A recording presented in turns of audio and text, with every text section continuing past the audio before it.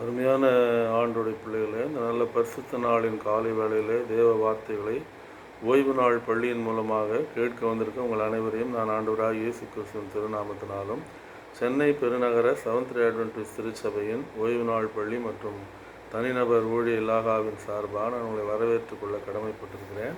இந்த காலாண்டிலே நீங்கள் அறிந்திருக்கிறீர்கள், 2024ஆம் ஆண்டின் 2ஆம் காலாண்டிலே நமக்கு மாபெரும் போராட்டம் என்ற தலைப்பில் 3 மாதங்கள் நாம் வேதத்தை ஆராய்ந்து கொண்டிருக்கிறோம். அதில் இந்த வார பாடமாக நம்பிக்கையினால் ஊக்கமடைதல் என்று சொல்லக்கூடிய ஒரு தலைப்பு நமக்கு கொடுக்கப்பட்டிருக்கிறது.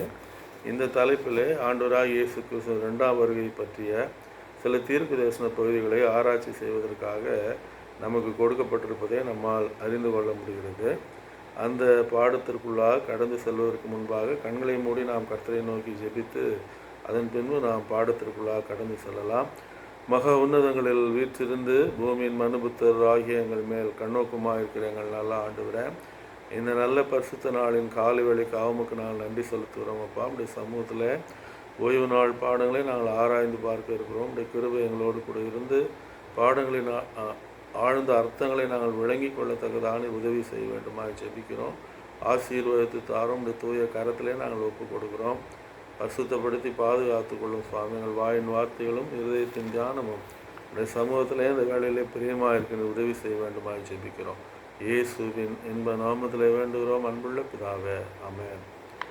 அருமையான ஆண்டுடைய பிள்ளைகளை, நம்பிக்கையினால் ஊக்கமடைதல் என்ற தலைப்பு. மனப்பாட வசனம் ஏசாயா 25:9 நமக்கு கொடுத்திருக்கிறார்கள். அக்காலத்திலே இதோ இவரே நம்முடைய தேவன், இவருக்காக காத்திருந்தோம், இவர் நம்மை ரட்சிப்பார், இவரே கர்த்தர், இவருக்காக காத்திருந்தோம், இவருடைய ரட்சிப்பினால் கழிகூர்ந்து மகிழ்வோம் என்று சொல்லப்படும். அருமையான ஆண்டுடைய பிள்ளைகளை, 2ஆம் வருகையிலே கர்த்தருடைய பிள்ளைகள், ரட்சிக்கப்பட போகிற பிள்ளைகள், மறுரூபமடை போகிற பிள்ளைகள், பூமியிலிருந்து அவர் வருகையை வானத்து மேகங்கள் மேல் அவர் வருகிறதை பார்த்து நாம் இவ்விதமாக சொல்வோம் என்று சொல்லி தீர்க்க தரிசனமாக உரைக்கப்பட்ட ஏசாயா 25:9 மனப்பாட வசனமாக நமக்கு கொடுக்கப்பட்டிருப்பதை நம்மால் பார்க்க முடிகிறது. வேதத்தினுடைய முக்கிய கருத்துக்கள் இல்லைன்னு சொன்னால், நிகழப்போகிறதாக சொல்லப்பட்டுள்ள முக்கிய கருத்துக்களில் ஒன்று 2ஆம் வருகை, ஆண்டவராகிய இயேசு கிறிஸ்து 2ஆம் வருகை என்று நாம் பார்க்கிறோம். அதில் விசேஷமாக அருமையான ஆண்டுடைய பிள்ளைகளை, பழைய ஏற்பாட்டிலே நேரடியாகவோ மறைமுகமாகவோ 1845 இடங்களில் ஆண்டவராகிய இயேசு கிறிஸ்து 2ஆம் வருகை குறிக்கப்பட்டிருப்பதை நம்மால் அறிந்து கொள்ள முடிகிறது. புதிய ஏற்பாட்டிலே உள்ள 27 புத்தகங்களிலே, என்றால் 27 புத்தகங்களில் 23 புத்தகங்களில் ஆண்டவராகிய இயேசு கிறிஸ்துவினுடைய 2ஆம் வருகை ஒரு மாபெரும் நிகழ்வு என்று குறிப்பிடப்படத்தக்கதாக, அது மாத்திரமல்ல, புதிய ஏற்பாட்டில் உள்ள 262 அதிகாரங்களில் 300க்கும் மேற்பட்ட இடங்களில் ஆண்டவராகிய இயேசு கிறிஸ்துவினுடைய திருவருகையானது நேரடியாகவோ மறைமுகமாகவோ நமக்கு சொல்லப்பட்டிருப்பதை நம்மால் அறிந்து கொள்ள முடிகிறது. அப்படிப்பட்ட ஒரு காரியமாக அது இருக்கிறபடினாலே சீர்திருத்தவாதிகள் என்ன நினைக்கிறார்கள் என்று சொன்னால், இந்த கருத்துக்களை அவர்கள் பரிமாறிக்கொள்ளத்தக்கதாக இந்த கருத்து சுதந்திரம் ஐரோப்பாவின் பகுதிகளில், ஏனென்றால் ஐரோப்பா கண்டம் முழுவதும் மறுக்கப்பட்டு வந்த காலகட்டத்தில், ஏனென்றால் ரோமிய கிறிஸ்தவ திருச்சபை அந்த இடங்களிலே வேரூன்றி இருந்தபடினால், மறுக்கப்பட்டு வந்தபடினாலே ஒரு புதிய தேசத்தை அவர்கள் கண்டுகொள்கிறார்கள். அதுதான் அமெரிக்க தேசம் என்று சொல்லி நாம் பார்க்கிறோம். மேஃப்ளவர் என்ற கப்பலிலே அவர்கள் ஏறி இங்கிலாந்து தேசத்திலிருந்து அவர்கள் அமெரிக்காவில் குடிபுகத்தக்கதாக அந்த காலகட்டத்திலே அருமையான ஆண்டுடைய பிள்ளைகளை, கருத்து சுதந்திரம் என்பது 2ஆம் வருகை பற்றிய பிரசங்கம் மாத்திரமல்ல, வேதத்திற்கான கருத்து சுதந்திரங்கள், மனிதனுடைய லிபர்ட்டி என்ற ஒரு வார்த்தை அந்த அமெரிக்க அந்த சட்டத்தில் அவர்கள் உருவாக்கின அந்த சுதந்திர சட்டத்தில் என்ன என்றால் லிபர்ட்டி என்ற ஒரு வார்த்தை பயன்படுத்தப்பட்டிருப்பது. நான் லிபர்ட்டி, ஃபெட்டர்னிட்டி, பிரதர்ஹுட் என்று சொல்லி அங்கு நிறைய வார்த்தைகள் பயன்படுத்தப்படுது. அதில் லிபர்ட்டி என்பது ஒரு மார்க்க சுதந்திரம், ஒரு மார்க்க சுதந்திரம் உள்ள தேசமாக அந்த அமெரிக்க ஐக்கிய நாடுகள் உருவாகின அந்த காலத்திலே அருமையான ஆண்டுடைய பிள்ளைகளை, அந்த தேசத்திற்கு தங்கள் கருத்துக்களை மக்கள் மத்தியிலே பரப்ப வேண்டும் என்று சீர்திருத்தவாதிகள் மிகவும் ஆசைப்பட்டதை நம்மால் பார்க்க முடிகிறது. அதில் முதலாவது ஒருத்தர் யாருன்னு சொன்னால், பேப்டிஸ்ட் சர்ச்சிலிருந்து வந்த வில்லியம் மில்லர் என்று சொல்லக்கூடிய அந்த பிரசங்கியார் தான் முதலாக ஆண்டவராகிய இயேசு கிறிஸ்துவினுடைய 2ஆம் வருகை பற்றி ஒரு ஆராய்ச்சியை அவர் வேதத்தில் இருந்து செய்யத்தக்கதாக அருமையான ஆண்டுடைய பிள்ளைகள் அவர் வேதத்திலிருந்து அவரது வருகை குறித்த வாக்கு தத்தங்களை எல்லாம் அவர் என்ன செய்கிறார், ஆதி ஆமத்திலிருந்து வெளிப்பட்ட விசேஷம் கடைசி அதிகாரத்தில் அவர் சொல்லப்பட்டிருக்கக்கூடிய 2ஆம் வருகைக்கான வாக்கு தத்தங்களை அவர் ஒன்றாக வகுத்தெடுக்கத்தக்கதாக அருமையான ஆண்டுடைய பிள்ளைகளை ஆலந்து என்ற அந்த தேசத்தில் இருந்து புரட்டஸ்தானிச சீர்திருத்தவாதிகள் யாத்திரிகர்கள் என்ன செய்யறாங்கன்னா 2ஆம் வருகைக்காக அவர்கள் இயங்குகிறதை பார்க்கணும். இந்த 1260 ஆண்டுகள் முடிவிலே இல்லையென்றால் அருமையான ஆண்டுடைய முடிந்து ஆரம்பிக்கக்கூடிய அந்த நிலையில் இல்லையென்றால் 1260 ஆண்டுகளின் முடிவில் இந்த சீர்திருத்தவாதிகள் கிறிஸ்துவானுடைய 2ஆம் வருகைக்கு, ஏன்னா வேதத்தை முற்றிலுமாக அவங்க நம்பினாங்க இல்லையா, அதனால் அவங்க வெளியேற்றப்பட்ட பொழுது இல்லையென்றால் துன்பப்படுத்தப்பட்ட பொழுது அந்த உலகின் மாபெரும் கடைசி நிகழ்வாகிய ஆண்டவராகிய இயேசு கிறிஸ்துனுடைய 2ஆம் வருகைக்காக அவர்கள் இயங்குகிறவர்களாக அப்படினால் ஆலந்து தேசத்தை விட்டு அவர்கள் என்ன செய்தார்கள், இந்த அமெரிக்க தேசத்தில் குடியேற வேண்டும் என்று அவர்கள் விருப்பப்பட்டதை நாம் பார்க்கிறோம். இது ஒரு 2ஆம் வருகை ஒரு ஆனந்த பாக்கியமான ஒரு நம்பிக்கை என்று தேவனுடைய வார்த்தை சொல்லுகிறபடினால் அருமையான ஆண்டுடைய பிள்ளைகளை அதற்காக அவர்கள் எதிர்பார்க்கக்கூடியவர்களாக ஜான் விக்லிஸ் என்ன பண்ணார்னு சொன்னால் அதை ரொம்ப அதிகமாக எதிர்பார்த்தது இல்லையா, சீர்திருத்த விடிவெள்ளி இங்கிலாந்து தேசத்தில் அதை 14ஆம் நூற்றாண்டில் அவர் சீர்திருத்தம் செய்த பொழுது அவர் ரொம்ப அதிகமாக ஆசைப்பட்டார், எப்படியாவது ஆண்டருடைய வருகை சமீபமாக இருக்கணும், தனது நாட்களிலே இருக்கணும். நாமும் கூட இன்றைக்கு அப்படி தான் நினைக்கிறோம், ஆண்டவர் வந்துவிட்டால் நல்லா இருக்கும் என்று சொல்லி நாம் நினைக்கிறோம். நேரில் அவரும் நமக்கு வெளிப்படுத்துவதை பார்க்கிறோம். உலகத்தினுடைய கடைசி நாட்கள் இறுதி காலங்கள் இவைகளை என்பதற்கு உலகத்திலே நடைபெறக்கூடிய பல சம்பவங்கள் மூலமாக ஆண்டவராகிய இயேசு கிறிஸ்து இன்றைக்கு நம்முடைய இதயங்களிலே அவர் பேசத்தக்கதாக அவரது 2ஆம் வருகையினுடைய துரித வருகையை பற்றி அதிசீக்கிர வருகையை பற்றி அவர் நமக்கு என்ன செய்கிறார் என்று சொன்னால் நம்முடைய இதயங்களிலே அவர் சாட்சியிடத்தக்கதாக தானே. இப்போது விக்லிப்ஸ் ரொம்ப ஆசைப்பட்டார், ஆண்டவராகிய இயேசு கிறிஸ்து தனது நாட்களிலே வந்துவிட போயிட்டமையாரும் அப்படியே எதிர்பார்த்தார்கள், தங்கள் காலங்களில் ஆண்டவர் வந்துவிடுவார். அதே போல் அனைத்து சீர்திருத்தவாதிகளின் எண்ணமும் அதுவாக இருந்ததுன்னு நான் ஜான் கேல்வின் என்ன சொல்கிறான்னு சொன்னால், அனைத்து நிகழ்வுகளிலும் அதிக பிரியமானது எது என்று சொன்னால் இல்லையா, சீர்திருத்த செய்த ஒருவர் அவர் ஜான் கேல்வின். அவர் தான் என்ன சொன்னார்னா, நாம் கிரியைகளினால் ரட்சிக்கப்படுவதில்லை, கிரியைகள் இல்லாமலும் ரட்சிக்கப்படுவதில்லை. We are not saved by works yet not without it என்று சொன்ன அந்த ஜான் கேல்வின் அவர்களும் கூட இல்லை ஒரு பேலன்ஸ்டு இதை கொடுத்தாரு. பின்னால் சீர்திருத்தவாதி லுத்தருக்கு பின்னால் வந்தவர். இவங்களாம் கூட ஒவ்வொருத்தரும் என்ன எதிர்பார்த்தாங்க அப்படின்னிங்கன்னா, தங்கள் நாட்களிலேயே கிறிஸ்துவானவர் வந்து விடுவார், உலகத்தின் கடைசி மாபெரும் நிகழ்வாக ஆண்டவராகிய இயேசு கிறிஸ்துடைய 2ஆம் வருகை இருக்க போகிறது என்பதை அருமையான ஆண்டோடைய பிள்ளைகளை அவர்கள் நினைவு கூர்ந்து அதற்காக எதிர்பார்த்து கொண்டிருக்கிறவர்களாக அந்த கர்த்தருடைய பிள்ளைகள் இருந்ததை நம்மால் அறிந்து கொள்ள முடிகிறது இல்லையா. பின்வரும் அங்கே சில வசனங்களை கொடுத்துருக்காங்க. யோவான் 14:1-3 ஏசாமி சொல்கிறார் இல்லைங்களா, தேவனிடத்தில் விசுவாசமாக இருங்கள், என்னிடத்திலும் விசுவாசமாக இருங்கள், பிதாவின் வீட்டிலே அநேக வாசஸ்தலங்கள் உண்டு, அப்படி இல்லாதிருந்தால் உங்களுக்கு சொல்லியிருப்பேன், உங்களுக்காக ஒரு ஸ்தலத்தை ஆயத்தம் பண்ணி போகிறேன், நான் ஆயத்தம் பண்ணின பின்பு நான் இருக்கும் இடத்துல நீங்களும் இருக்கும்படி நான் திரும்ப உங்களை என்னிடத்துல சேர்த்து கொள்வேன். இது ஆண்டவராகிய இயேசு கிறிஸ்துவினுடைய திருவருகை பற்றிய, அதற்கு பின்னால் அமையப்போகிற ஒரு நித்திய உலகத்தை பற்றிய ஒரு வாக்கு தத்தமாக ஆண்டவராகிய இயேசு கிறிஸ்து இந்த யோவான் 14ஆம் அதிகாரம் முதல் 3 வசனங்களிலே தனது திருவருகை பற்றிய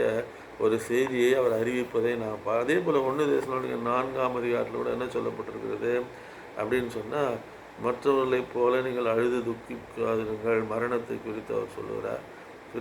அதன் பின்பு அவர் சொல்லுகிறார், ஏனெனில் கர்த்தர் தாமே ஆரவாரத்தோடும் பிரதான தூதனுடைய சத்தத்தோடும் தேவ எக்காலத்தோடும் வானத்திலிருந்து இறங்கி வருவார், அப்பொழுது கிறிஸ்துவுக்குள் மரித்தவர்கள் முதலாவது எழுந்திருக்கத்தக்கதாக. பவுல் போன்றவர்கள் கூட, வேத எழுத்தாளர்கள் கூட அருமையான ஆண்டுடைய பிள்ளைகளை கிறிஸ்துவானவர் தான் வரப்போகிறது, அவரும் தன்னுடைய வருகையை பற்றி சொன்னார்.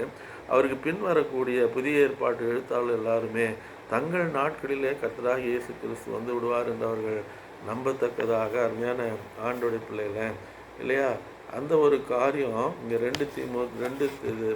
தீத்து 2ஆம் அதிகாரத்தில் 11ஆம் வசனத்தில் இருந்து நாம் வாசிக்கும்பொழுது பவுல் அப்போஸ்தலன் அந்த 2ஆம் வருகை எப்படிப்பட்டதாக இருக்க போகிறது என்று சொல்லி அவரும் என்ன செய்கிறார், அவரும் எழுதியிருப்பதை நம்மால் பார்க்க முடியுது. எனக்கு அருமையான ஆண்டோடைய பிள்ளைகளை இங்கே நாம் என்ன வாசிக்கிறோம் அப்படின்னு சொன்னீங்கன்னா, மிக ஏனெனில் எல்லா மனுஷருக்கும் ரட்சிப்பை அளிக்கத்தக்க தேவ கிருபையானது பிரசன்னமாகி அவர் சொல்லுகிறார், நாம் அவபக்தியையும் லௌகீக இச்சைகளையும் வெறுத்து தெளிந்த புத்தியும் நீதியும் தேவபக்தியும் உள்ளவர்களாய் இவ்வுலகத்தில் ஜீவனம் பண்ணி நாம் நம்பி இருக்கிற ஆனந்த பாக்கியத்துக்கும் மகாதேவனும் நமது இரட்சகருமாகிய இயேசு கிறிஸ்துவனுடைய மகிமையின் பிரசன்னமாகுதலுக்கும் எதிர்பார்த்து கொண்டிருக்கும்படி நமக்கு போதிக்கிறது என்று சொல்லத்தக்கதாக இல்லையா?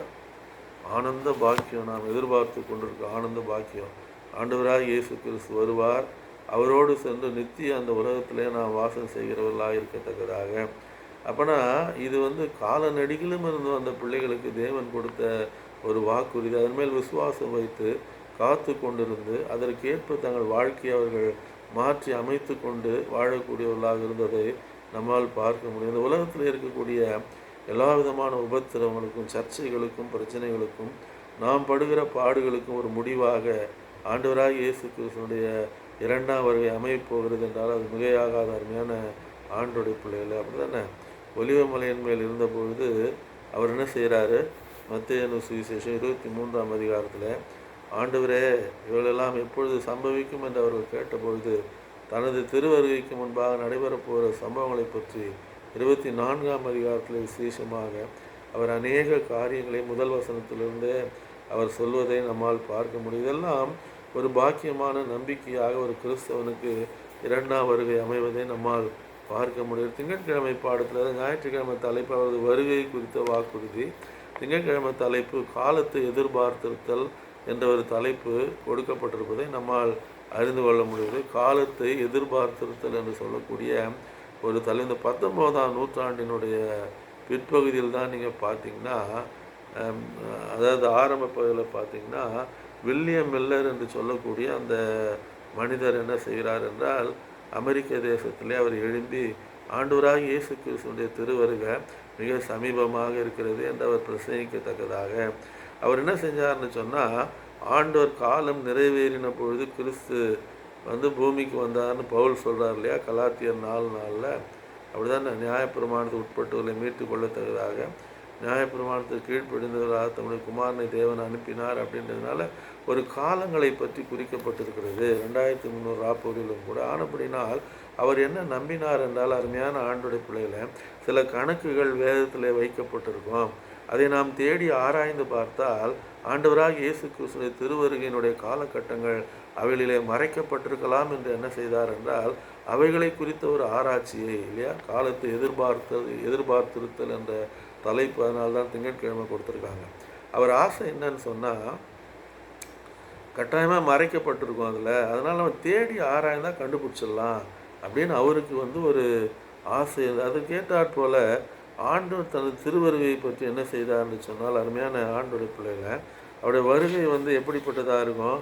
அது பலவீனம், முதல் முறை அவர் வந்தபொழுது ஏதோ பலவீனமான ஒரு குழந்தையாக அவர் என்ன செய்கிறாரு, கன்னிமரியாள் வயிற்றில் அவர் உதித்து பெத்லகேமில் பிறந்தது போல் அவர் வரப்போதில்லை, ராஜாதி ராஜாவாக கர்த்தாதி கர்த்தாவாக உலகத்தை நியாயந்து இருக்கிறவராக தன்னை நம்பினவர்களை ரட்சிக்கத்தக்கதாக அவருடைய இரண்டாம் வருகை என்ன செய்யப்படுவது அமைந்திருக்கும் என்பதை பற்றிய ஒரு சத்தியத்தை ஆண்டவராகிய இயேசு கிறிஸ்துவும் புதிய ஏற்பாட்டு எழுத்தாளர்களும் மிக தெளிவாக அவங்க என்ன செய்கிறாங்க, அவைகளை எழுதியிருப்பதை நம்மால் பார்க்கலாம். அப்படினால இந்த இரண்டாம் வருகைக்காக அப்படி தானே இளைஞர்களுக்கு கூட என்ன செஞ்சாங்கன்னிங்கன்னா, அவங்க நிறையா பேச ஆரம்பித்தாங்க. இந்த மில்லரைட் மூமெண்ட்டை சேர்ந்தவங்க யூத் கெட்டு போயிடக்கூடாதுன்றதுக்காக அவங்களுக்கு நிறைய ஆலோசனைகளை கொடுத்து அவருடைய வருகைக்காக காத்திருக்க வேண்டும், அவருடைய வருகை சமீபம் என்று சொல்லக்கூடிய ஒரு செய்தியை அந்த மில்லரைட் மூமெண்ட்டில் இருக்கக்கூடிய வாலிபர்களுக்கும் கூட என்ன பண்ணாங்க, அவங்க கற்றுக் கொடுக்கத்தக்கதாக.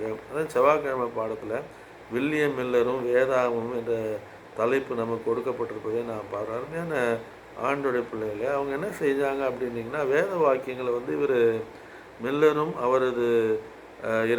அவரது உபதேசமான இரண்டாம் வருகைக்காக காத்திருத்தல் என்று சொல்லக்கூடிய அந்த காரியத்திற்காக வேத ஆராய்ச்சியை செய்யக்கூடியவர்களும் என்ன செய்தார்கள் என்றால், அருமையான ஆண்டுடைய பிள்ளைகளை வேதத்தில் ஆண்டவராக இயேசு கிறிஸ்துவின் திருவருகை பற்றிய காரியங்கள் எங்கெங்கே குறிக்கப்பட்டிருக்கிறது, அங்கே ஏதாவது காலங்களின் அடையாளங்கள், சைன்ஸ் ஆஃப் த டைம்ஸ் என்று நாம் சொல்லுகிறோமே, அவருடைய வருகையின்கான அடையாளங்களை பற்றியோ இல்லை என்றால் காலகட்டங்களை பற்றியோ ஏதாவது ஒரு இடத்துல குறிப்பிடப்பட்டிருக்கிறதா என்று அவர்கள் முழுவதும் ஆராய்ச்சி செய்யத்தக்கதாக, அருமையான ஆண்டோடைய பிள்ளைகளை, அப்பொழுது ஆராய்ந்து பார்த்தபோது அவங்க ஒரு கன்க்ளூஷனுக்கு என்றால் ஒரு முடிவுக்கு வருகிறார்கள். என்ன என்று சொன்னால், 1844ஆம் ஆண்டில் ஆண்டவராகிய இயேசு கிறிஸ்து தாங்கள் வாழ்ந்து கொண்டிருந்த அந்த காலகட்டத்தில் அவர் வருவதற்கான வாய்ப்பு இருக்கிறது என்பதை திருவசனங்களின் அடிப்படையில் அவர்கள் முடிவு செய்யத்தக்கதாக, ஆனால் அவர்கள் அந்த பரிசுத்த ஸ்தலம் சுத்திகரிக்கப்படுதல் என்பதை மாத்திரம் அவர்கள் தவறாக புரிந்து கொண்டவர்களாக, அருமையான ஆண்டோடைய பிள்ளைகளை இல்லையா, அதை பற்றி ஆராய்ச்சி தான் இன்றைக்கு நமக்கு இந்த செவ்வாய், புதன், வியாழன் இந்த 3 நாட்களிலுமே இந்த ஓய்வு நாள் பள்ளி பாடத்தில் அவங்க எப்படி மிஸ் அண்டர்ஸ்டாண்டிங் பண்ணிக்கிட்டாங்க 2300 ராப்பகல் தீர்க்க தரிசனத்தை என்பதை மிக தெளிவாக இங்கு சொல்லியிருப்பதை நம்மால் அப்போது வேதவசனங்கள் ஒப்பிட்டு அவங்க என்ன பண்ணாங்க, படிக்க ஆரம்பித்தார்கள். ஏசாமியும் அப்படி தான் சொல்லியிருக்காரு இல்லையா, வேத வாக்கியங்களை ஆராய்ந்து பாருங்கள், அவைகளால் ஒரு நித்திய ஜீவன் உண்டு.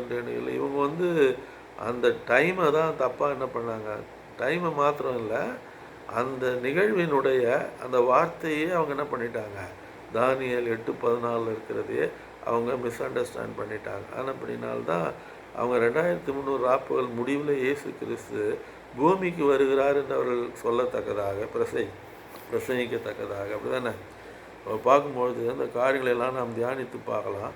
வசனங்கள் என்ன சொல்கிறது என்றால், வசனத்து 2 பேதுரு 1:19 அவர் என்ன சொல்கிறார் அப்படின்னா, வேதத்தில் உள்ள எந்த தீர்க்க தரிசனமும் சுயத்தோற்றமான பொருளை உடையதாயிராமல் இல்லையா, நீங்கள் முந்தி அறிந்து கொள்ள வேண்டியது என்று சொல்லி அவர் சொல்கிறார். வேத வாக்கியங்கள் எல்லாம் தேவாவினால் அருளப்பட்டிருக்கிறது, தீர்க்க தரிசனங்களுக்கு சொந்த அர்த்தம் கிடையாது என்பதை முதலாக அவங்க என்ன பண்ண ஆரம்பிக்கிறாங்க, படித்து ஸ்டடி பண்ணி அதில் ஒரு தீர்மானத்துக்கு அவங்க வராங்க. ஒரு நாள்னா ஒரு வருஷம், ஸ்திரீன்னு சொன்னால் திருச்சபை, மிருகங்கள்னா ராஜ்யங்கள் இல்லையா, அவங்க ஒரு தீர்க்க தரிசன விளக்கத்திற்கான அவைகள் என்ன என்பதற்கான ஒரு முடிவுக்கு அதே தீர்க்க தரிசன வசனத்தினுடைய மற்ற பகுதிகளை வைத்து அவர்கள் ஆராய்ச்சி செய்து அவர்கள் தீர்மானிக்கத்தக்கதாக, அருமையான ஆண்டோடைய பிள்ளைகளை, அப்போ அவங்க என்ன பண்ணுறாங்க அப்படின்னிங்கன்னா, இந்த 1 பேதுரு 1:10 கூட சொல்லப்பட்டிருக்கு இல்லையா, தங்களில் உள்ள ஆவியினால் அவர்கள் ஆராய்ந்து பார்த்தார்கள், அப்படிதானே, இதை உற்று பார்க்க தேவ தூதரும் ஆசையாக இருக்கிறாள் என்று சொல்லக்கூடிய காரியம் இந்த தீர்க்க தரிசன புத்தகங்களில் எழுதியிருக்கிறதை வாசிக்கிறவனும் அவளை கேட்கிறவனும் அவள் இப்படி செல்லும் பாக்கியவான் என்று வெளிப்படுத்தல் 1 அதிகாரம் 3ஆம் வசனத்தில் சொல்லப்பட்டிருக்கக்கூடிய இதெல்லாம் அவங்க ஒன்றாக சேர்த்து வைத்து என்ன செய்கிறாங்கன்னா, அவர்கள் ஒரு ஆராய்ச்சியிலே, வேத ஆராய்ச்சியிலே, தீர்க்க தரிசன ஆராய்ச்சியிலே ஒரு முடிவுக்கு அவர்கள் வரத்தக்கதாக ஒரு தீர்மானத்துக்கு வராங்க. சரி, இது இப்படி தான் இருக்கும் அப்படின்னு சொல்லி அவங்க தீர்மானிக்கத்தக்கதாக இல்லையா. அதனால தான் நம்ம தலைப்பு வில்லியம் மில்லரும் வேதாகமம் என்ற தலைப்பு கொடுக்கப்பட்டிருப்பதை நம்மால் பார்க்க முடியுது. கடைசியில் அவங்க இந்த அடையாளங்கள் மூலமாக விளக்கி சொல்லப்படக்கூடிய இல்லையா, மறைபொருளாக அப்பாக்கலிப்டிக் என்று ஆங்கிலத்தில் சொல்வதை நாம் பார்க்கிறோம். மறைபொருளாக சொல்லப்பட்ட தீர்க்க தரிசனங்கள் ஒன்றை விளக்க மற்றொன்றை உதாரணமாக வைத்து, உவமையாக வைத்து, உருவகமாக வைத்து சொல்லப்பட்ட தீர்க்க தரிசன பகுதிகளை வெகுவாக அவர்கள் ஆராய ஆரம்பிப்பதை நாம் பார்க்கிறோம். அருமையான ஆண்டோடைய பிள்ளைகளை, அப்படி தானே, தண்ணீர்னா ஜனங்கள், தேசங்கள் என்பது வெளிப்படுத்தல் 17:15 அந்த முடிவுக்கு அவங்க வராங்க இல்லையா. மிருகம் என்பதற்கு தானியேல் 7ஆம் அதிகாரம் 17ஆம் வசனம் 23 4ஆம் மிருகம் பூமியிலிருந்து 4ஆம் ராஜ்யமாம், ராஜாக்கள் ராஜ்யங்கள் முடிவு, சிறி என்று சொன்னால் திருச்சபை என்ற முடிவுக்கு 2 கொரிந்தியர் 11ஆம் அதிகாரம் முதல் 2 வசனங்களையும் எபேசியர் 5ஆம் அதிகாரத்தை வைத்து அதில் ஒரு முடிவு. இப்படி 1 year 1 day is equal to 1 year, இல்லைன்றால் ஒரு நாள் என்பது தீர்க்க தரிசனத்தில் ஒரு வருஷத்தை குறிக்கும் என்பதை என்னாகமம் 14:34, எசேக்கியேல் 4:5-6 இந்த வசனங்களை வைத்தும் அவங்க ஒரு தீர்மானத்துக்கு இந்த 2300 புதன்கிழமை பாடாதனால்தான் தானியேல் 8:14 2300 நாட்கள் என்ற தீர்க்க தரிசன பகுதிக்கான ஒரு விளக்கத்தை நமக்கு புதன்கிழமை பாடத்தில் கொடுத்துருக்காங்க. அவங்க என்ன நினச்சிட்டாங்கன்னு சொன்னால், பூமி தான் பரிசுத்த ஸ்தலம்னு நினச்சிட்டாங்க இல்லையா. தானியேல் 8:14 என்ன சொல்லுகிறது, பின்பு அவன் என்னை நோக்கி 2300 ராப்பகல் செல்லும் வரைக்கும் இருக்கும், பின்பு பரிசுத்த ஸ்தலம் சுத்திகரிக்கப்படும் என்று சொல்லக்கூடிய அந்த வசனத்தை வந்து பூமி வந்து பரிசுத்த ஸ்தலம்னு நினச்சிட்டாங்க. பூமியை சுத்திகரிப்பதற்காக தான் தேவன் வருகிறார், ஆண்டவராக இயேசு கிறிஸ்து 2ஆம் முறை வருகிறார் என்று அவர்கள் 1844 அக்டோபர் 22 வந்து கிறிஸ்து பூமிக்கு வரப்போகிறார் என்று அவர்கள் பிரசங்கிக்கத்தக்கதாக, அருமையான ஆண்டுடைய பிள்ளைகளை ஆண்டவராக இயேசு கிறிஸ்து மிக தெளிவாக சொல்லி சென்றிருக்கிறார். அந்த நாளையும் அந்த நாளிகையும் என் பிதா தவிர வேறொருவனும் அறியான். இனி ஒருபோதுமே அந்த டேட் செட் பண்ணுறதே இருக்கக்கூடாதுன்றதுக்காக தான் ஒரு காலம் அந்த ஏமாற்றம் நிகழ்ந்திருக்கலாம். அருமையான ஆண்டுடைய பிள்ளைகளை, இல்லை என்று சொன்னால் வெளிப்பட்ட விஷயத்தில் சொல்லப்பட்ட தீர்க்க தரிசனத்தை போல நீ மீண்டும் தேவனுடைய வார்த்தையை சொல்ல தீர்க்க தரிசனம் உரைக்க வேண்டும் என்று சொல்லப்பட்டது போல 11ஆம் அதிகாரத்தில் அப்படிதானே. இதுதான் எத்தனையோ விதமான சம்பவங்களை நாம் பார்க்கிறோம். இவர்கள் வேதத்தை அந்த பகுதியை தவறாக அவர்கள் விளங்கி கொண்டு கிறிஸ்துவின் வருகை 1844 இருக்கும் என்று பிரசங்கிக்கத்தக்கதாக, அப்படிதானே அந்த தானியேல் 70 சொல்லப்பட்டிருக்கு இல்லையா. 8ஆம் அதிகாரத்தில் தரிசனத்தை காண்கிறாரு. 8ஆம் அதிகாரத்து முடிவு வரலாம் அவருக்கு விளக்கம் கொடுக்கப்படல. 9ஆம் அதிகாரத்தில் தான் காபிரியல் புறப்பட்டு வந்து அந்திப்பலியின் நேலையிலே என்னை அவன் தொட்டான், எனக்கு தொட்டு தெளிவுண்டாக்கி இல்லையா, மனுபுத்திரனே நீ இந்த தீர்க்க தரிசனங்களை அறிந்து கொள் என்று சொல்ல 9ஆம் முதல் வசனத்தில் தீர்க்க தரிசனம் எங்கேயுமே வரல, அவர் ஜபந்தான் இருக்குது. அப்போ தரிசனத்தை விளங்கி கொள்னு சொன்னது அவர் எதை பற்றி சொல்கிறாருன்னா காபிரியல். அதுக்கு முந்தின அதிகாரத்தில் தானியேல் கண்ட அந்த 2300 ராப்பகல் தீர்க்க தரிசனத்தை பற்றி தான் விளங்கி கொள்ள சொல்கிறார். விளங்குங்களா நான் சொல்கிறது? ஏன்னா 9ஆம் அதிகாரத்தின் முற்பகுதியில் காபிரியல் சொல்கிறதுக்கு முன்னால் எந்த தீர்க்க தரிசனமும் சொல்லப்பட்டில்லை. 8 தான் கடைசியாக சொல்லப்பட்டிருக்கு 2300 ராப்பகல். அதனால் அது விளங்காமல் விழிச்சுக்கிட்டு உபவாசம் பண்ணிட்டு இருக்கும்போது தான் இந்த நிகழ்வு நடக்கிறது. 9ஆம் அதிகாரத்தின் நிகழ்வு காபிரியல் வந்து அவருக்கு அந்த தரிசனங்களை விளக்கி காண்பிக்கத்தக்கதாக. அருமையான ஆண்டோடைய பிள்ளைகளை, அப்போனா உங்களுக்கு வந்து அந்த இதை வந்து கணக்கு வச்சு அவங்க என்ன சொல்ல ஆரம்பித்தாங்கன்னா, அந்த முதல் 70 வாரங்கள் இல்லையா, அப்படி தான் அவர் சொல்கிறார் இல்லையா. 2300 ராப்பகல் தீர்க்க தரிசனம் விளங்காமல் தானியேல் தவித்து கொண்டிருந்த பொழுது உபவாசித்த போது காபிரியல் சொல்கிறார், உன் ஜனத்தின் மேலும் இல்லையா அவன் எனக்கு தெளிவுண்டாக்கி மனுபுத்திரனே உன் ஜனத்தின் மேலும் உன் பரிசுத்த நகரத்தின் மேலும் 70 வாரங்கள் செல்லும்படி குறிக்கப்பட்டிருக்கிறது.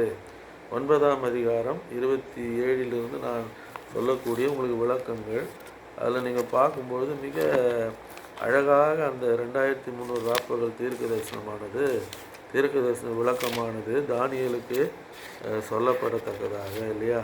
அங்கே என்ன சொல்கிறாருன்னு சொன்னால், தானியேல் 9ஆம் அதிகாரத்தில் இவர் ஜெபித்து கொண்டிருந்த பொழுது தேவத்தில் புறப்பட்டு வந்து 24 சொல்கிறாரு, மீறுதலை தவிர்க்கிறதற்கும் பாவங்களை தொலைக்கிறதற்கும் அக்கிரமத்தை நிவர்த்தி பண்ணுகிறதற்கும் நித்திய நீதியை வருவிக்கிறதற்கும் தரிசனத்தையும் தீர்க்க தரிசனங்களையும் முத்தரிக்கிறதற்கும் மகா பரிசுத்தமுள்ளவரை அபிஷேகம் பண்ணுவதற்கும் உன் ஜனத்தின் மேலும் என்றால் யூதர்கள், உன் பரிசுத்த நகரத்தின் மேலும் என்றால் எருசலேமின் மேல் 70 வாரங்கள் செல்லும்படி குறிக்கப்படும். முதல் 70 வாரங்கள் 2300 ஆண்டுகளில் இல்லைன்றால் 2300 ராப்பகல் தீர்க்க தரிசனத்தினுடைய முதல் 70 வாரங்கள் இல்லைன்றால் 490 ஆண்டுகள். 70 ஒரு வாரத்துக்கு 7 நாள், 70 7 பேருக்குன்னா 490 நாட்கள். 490 நாட்கள்னால் தீர்க்க தரிசனப்படி 490 ஆண்டுகள். அப்படி தானே.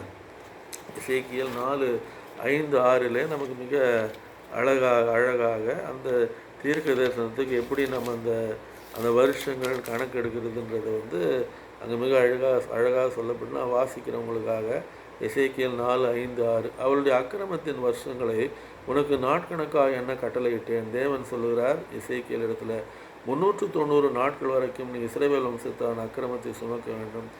நாட்கணக்காய வருஷங்களை உனக்கு நாட்கணக்காக என்ன கட்டளையிட்டேன். அப்படின்னா என்ன அர்த்தம்? அப்போது தீர்க்க தரிசனத்தில் நாள்னு சொல்லப்பட்டிருந்தா வருஷம்னு அர்த்தம். விளங்குங்களா நான் சொல்கிறது? இந்த கணக்கின்படி இந்த 70 ஆண்டுகள் முதல் 490 ஆண்டுகள் 2300 ஆண்டுகளில் யூதர்களுக்கு என்று ஒதுக்கப்படுகிறது. அவங்க மனம் திரும்புதலுக்காக கொடுக்கப்பட்ட கடைசி கிருபையின் நாட்கள். இன்றைக்கி கூட அவங்களுக்கு கிருபை இருக்குது, எல்லாருக்கும் இருக்கிற மாதிரி. இன்றைக்கி யூதர்களில் ஒருத்தர் மனம் திரும்பி இயேசு கிறிஸ்து சொந்த ரட்சகராக ஏற்றுக்கொள்கிறேன் அப்படின்னா கட்டாயம் ஆண்டவர் ஏற்றுப்பார். அது தனிப்பட்ட காரியங்கள் வந்து வேறு. ஆனால் அந்த தேசத்துக்குன்னு கொடுக்கப்பட்ட கடைசி கிருபையின் ஆண்டுகள் முதல் 490 ஆண்டுகள் இந்த 2300 வருஷங்களில். ஆனால் அவர்கள் அப்பொழுதும் ஆண்டவரை ஏற்றுக்கொள்ள. அப்புறம் அவர் சொல்கிறாரு, என்னென்ன நடக்கும் 2300 ஆப்புகளுடைய அந்த விளக்கங்கள் கொடுத்து கொண்டே வந்து அவர் என்ன சொல்கிறாருன்னு சொன்னால், அந்த அந்த முதல் 7 வாரத்தில் தான் அதை கட்டி முடிக்கிறாங்க இல்லையா. 49 வருஷம் 46 ஆண்டுகள் ஆனதேன்னு யூதருங்க சொல்கிறாங்க ஏசாமி கிட்ட. அவர் சொல்கிறார், தனது சரீரத்தை குறித்து நீங்கள் இதை அழித்து போடுங்கள், 3 நாளைக்குள்ளே இதை திரும்ப கட்டுவேன்ன்றாரு. அது அவங்க சொல்கிறாங்க, அவர் சொன்னது அவங்களுக்கு விளங்கலை. இதை கட்ட 46 ஆண்டுகள் ஆனதே அப்படின்றாங்க. ஆனால் அந்த தீர்க்க தரிசனங்களால் நிறைவேறி ஆலயம் மீண்டும் கட்டப்பட்டு இடிக்கப்பட்ட தேவாலயம், எருசலேம் தேவாலயம் திரும்ப கட்டப்பட்டு 490 ஆண்டுகள் முடிவில் தான் யார் வர்றது? ஆண்டவராகிய அதற்கு ஒரு 69வது வாரத்தில் தான் யார் வருது? ஆண்டவராகிய இயேசு கிறிஸ்து வந்து 3.5 வருடங்கள் அவர் என்ன செய்கிறார்? சத்தியத்தை சொல்லி தான் மேசியா என்பதை நிரூபித்து பலியையும் காணிக்கையும் ஒழிய பண்ணத்தக்கதாக தானே கல்வாரி சிலுவையில் மனிதனுடைய பாவங்களுக்காக மறிக்கத்தக்கதாக அருமையான ஆண்டோடைய பிள்ளைகளை அங்கே 490 ஆண்டுகள் சேவான் கல்லெறியப்படுதலோடு முடிவடைந்து கிபி 34 அது 31 இவர் இறந்து போகிறாரு.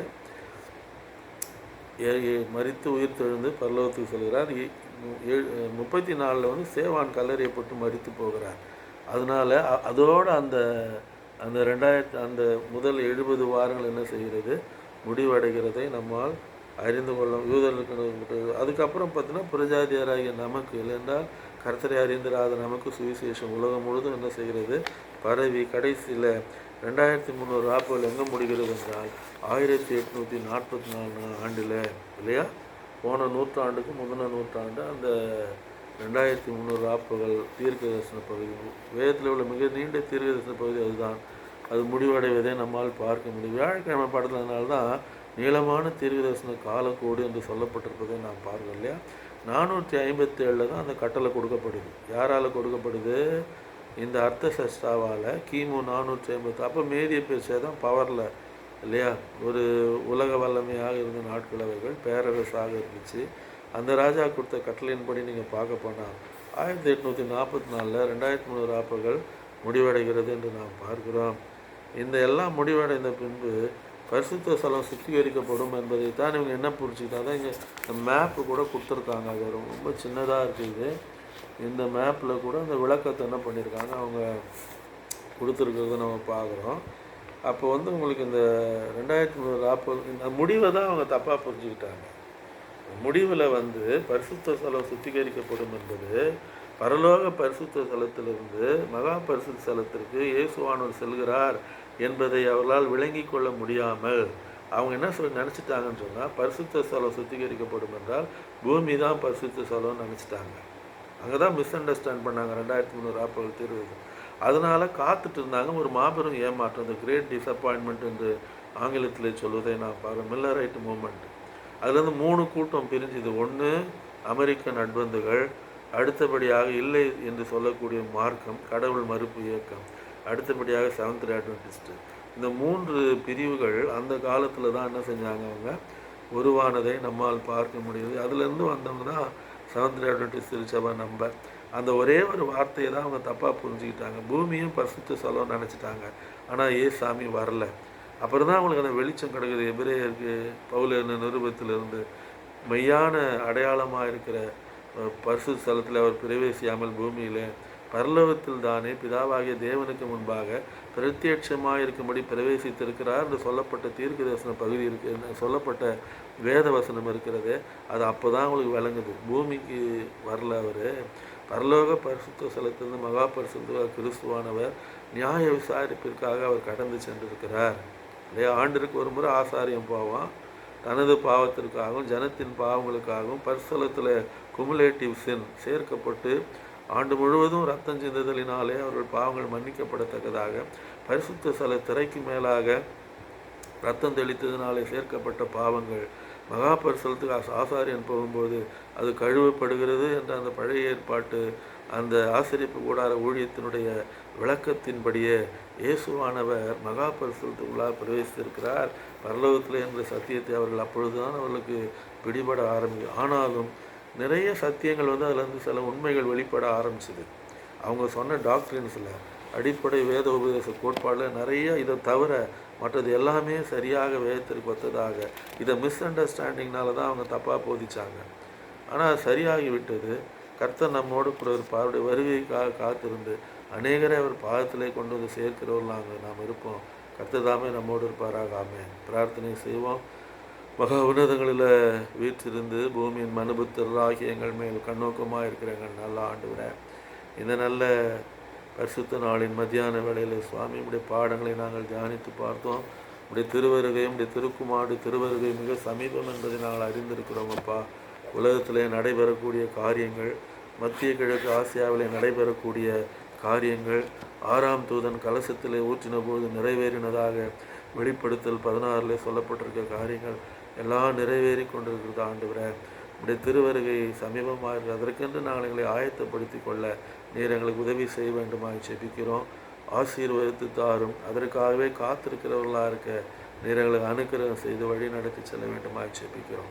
தாழ்த்துகிறோம். உடைய பாதபடியில் உடைய திருக்குமாரன் கொடுத்த வாக்கு தத்துவத்தின்படியே அந்த ஸ்தலத்திற்கு நாங்கள் வந்து சேரவும், நிரந்தரமாக அந்த வாசஸ்தலங்களை குடியிருக்கவும் நீர் எங்களுக்கு அனுக்கிரகம் செய்து வழி நடத்தி செல்ல வேண்டுமாய் ஜெபிக்கிறோம். இயேசுவின் இன்ப நாமத்திலே வேண்டுகிறோம் அன்புள்ள பிதாவே. ஆமென்.